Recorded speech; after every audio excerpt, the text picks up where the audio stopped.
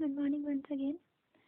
आज हम plus two का सेकंड चैप्टर शुरू करने जा रहे हैं from the unit 1, that is sexual reproduction in flowering plant. सबसे पहले हमने पढ़ा था कि जो रिप्रोडक्टिव पार्ट है प्लांट का वो फ्लावर होता है। ठीक है, ये सेक्सुअल रिप्रोडक्शन हमने देखी थी वो कैसे होती है, वाया जर्मीन जैसे रूट के थ्रू हो गई, स्टेम के थ्रू हो गई, लीव्स के थ्रू हो गई, बडिंग के, इस तरह से एसेक्सुअल रिप्रोडक्शन देखी थी। लेकिन इस चैप्टर में नए चैप्टर है, यहाँ पे हम sexual reproduction in flowering plant जो है वो स्टार्ट करेंगे। तो सबसे पहले फ्लावर का नॉलेज जो है वो होना चाहिए। देखो, flower is a modified shoot. जो फ्लावर है वो शूट की ही मॉडिफाइड फॉर्म है। जैसे शूट के ऊपर या स्टेम, जिसको हम स्टेम बोलते हैं, उसके ऊपर नोड्स इंटरनोड्स होते हैं। ठीक है, नोड से ही आपका पेटल्स निकलेंगे, नोड से ही आपका सेपल्स निकलेंगे, एंड्रोशियम, गायनोशियम, ये सारे पार्ट्स जो है वो नोड से ही निकलेंगे। तो node is the characteristic feature of stem. So flower we can simply say that flower is a modified shoot. अब देखो आगे लिखा है the green colour structure is known as sepals, हम इसको जो बोलते हैं, और इनको हम टेक्निकल नाम जो हमने दिया है कि कंबाइंडली सारे सेपल्स को हम बोलते हैं कैलेक्स। और अगला है ब्राइटली कलर स्ट्रक्चर, जो है उनको हम बोलते हैं पेटल्स। पेटल्स यानी कि पंखुड़ियाँ, और इनका टेक्निकल नाम हमने दिया है वो हमने दिया है कोरोला। ठीक है, तो मैं आपको एनाटॉमी इसकी बताऊंगी फ्लावर की कि कौन से पार्ट को किसको क्या बोलते हैं और कौन सा पार्ट जो है वो कहाँ पे है। अभी हमें सिर्फ इतना याद कर रखना है that reproductive part is flower. Flower जो है वो मॉडिफाइड शूट है, और जो ग्रीन कलर स्ट्रक्चर जहाँ से फ्लावर अराइज होता है, जो ग्रीन कलर के स्ट्रक्चर होते हैं उनको हम बोलते हैं सेपल्स। और जो ब्राइटली कलर्ड, जो पंखुड़ियाँ जितनी भी होती हैं फ्लावर्स की, they are of different colour, different sizes, different shapes, वो सारे होते हैं पेटल्स, और टेक्निकल नाम है उसका corolla. So we have to remember that word calyx and corolla. उसके बाद जो आउटर टू हॉल्स, देखो कैलेक्स और कोरोला पढ़े अभी, कैलेक्स और कोरोला इनको हम बोलते हैं एसेसरी हॉल्स। ठीक है, और हम इसको बोलेंगे नॉन एसेंशियल हॉल्स। तो एसेंशियल कौन से है? एसेंशियल मतलब ज़रूरी। एसेंशियल जो है, जो कैलेक्स और कोरोला के अंदर हैं, द इनर टू होल्स, ये वो है एंड्रोशियम और गायनोशियम। एंड्रोशियम हम बोलते हैं मेल पार्ट को, और गायनोशियम हम बोलते हैं फीमेल पार्ट को। अब जो आउटर टू होल्स हैं कैलेक्स और कोरोला, वो है एसेसरी मतलब साथ देने वाले। अब एसेसरी क्यों बोला उनको, नॉन एसेंशियल क्यों बोला, एसेंशियल क्यों नहीं बोला? एसेंशियल ज़रूरी इसलिए बोला, एसेंशियल होल्स वो होल्स होते हैं जो कि रिप्रोडक्शन करते हैं, और एसेसरी नॉन एसेंशियल जो रिप्रोडक्शन में हेल्प करते हैं।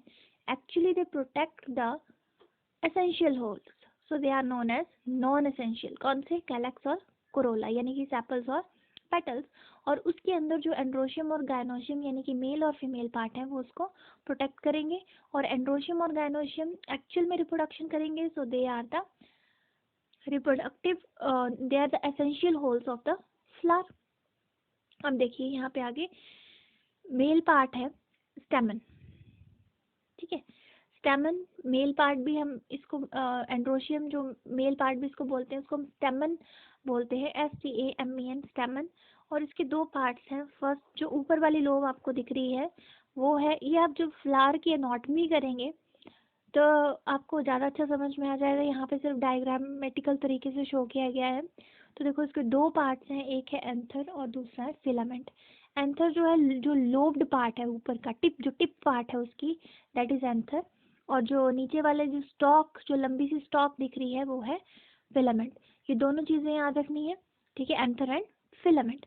अब देखो इसके बारे में थोड़ा और पढ़ लेते हैं। जो नीचे लिखा है मोनोथिकस, मोनोथिकस, मोनो मतलब सिंगल। अब देखो जिसकी एक ही लोब होगी वो, उसको हम बोलेंगे मोनोथिकस।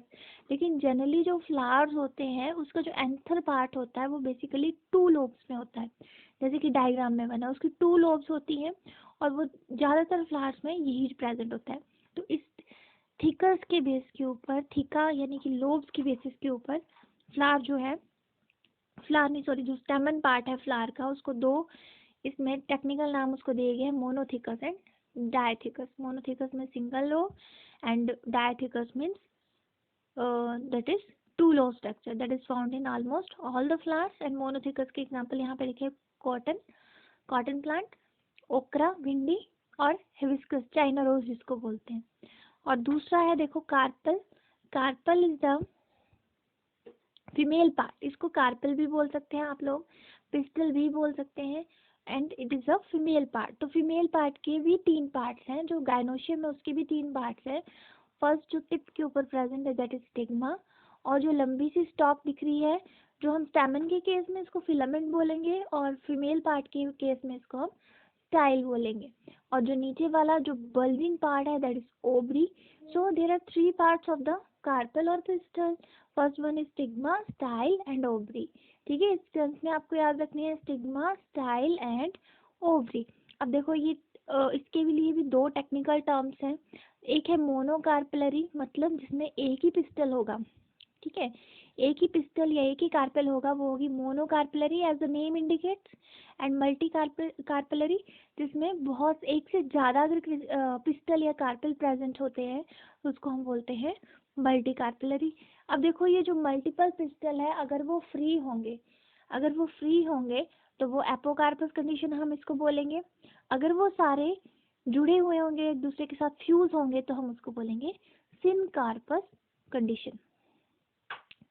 ठीक है, so monocarpellary, single pistil, multi carpellary, there are many more than one. Okay, if more than one are free, then they are known as apocarpus. This condition is known as apocarpus condition. And if the all of them are fused with one another, then this condition is known as syncarpous condition.